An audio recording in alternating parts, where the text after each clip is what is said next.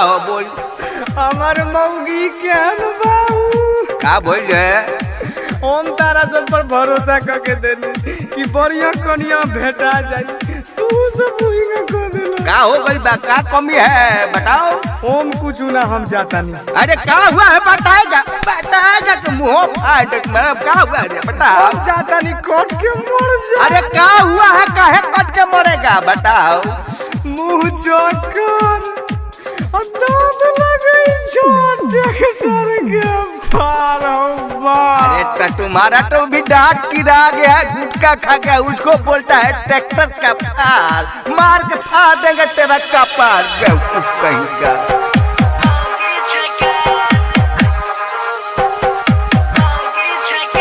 चुप रहो, कपार फोड़ दे।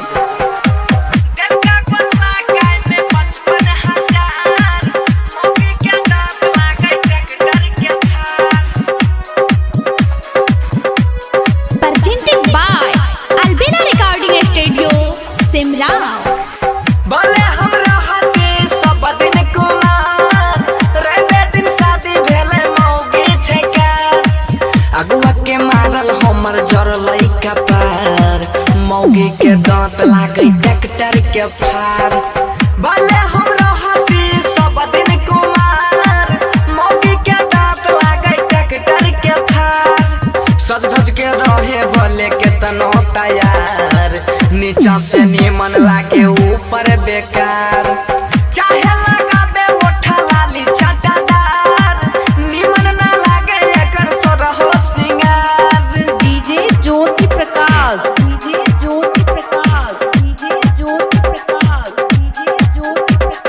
रामधनपुर।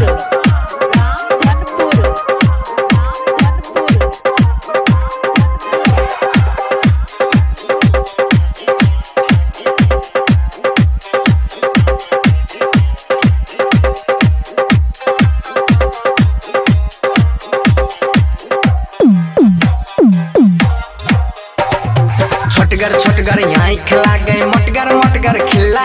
हमरा घरी हाबी हमर जींस कल का ढिल्ला। हाँ छोटगर छोटगर यहाँ खिला गए मोटगर मोटगर खिला। हमरा घरी हाबी हमर जींस कल का ढिल्ला।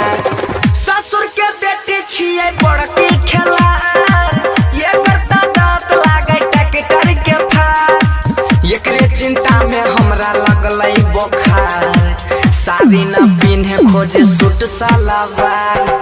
भले हमरा हाथी सब दिन कुमार, रहे दिन शादी भेलै मौगी छकार।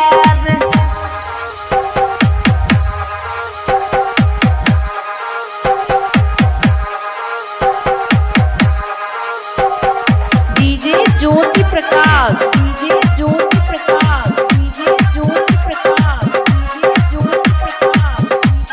Presented by Albina Recording Studio, Simrao।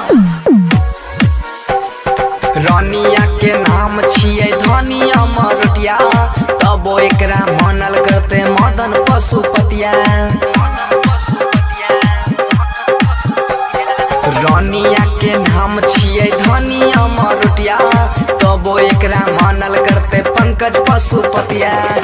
दिल का गोरला गाय में 55,000, मोगिया के दांत लागे ट्रैक्टर के फाड़। सोची बंसी धर के लगलै बोखार, भुअर भोजपुरिया फोरे अपन कपार। भले हमरा हाथी सब दिन कुमार, रहे दिन शादी भेला मौगी छक्कर। अरे नाटी हम राख ली का रे।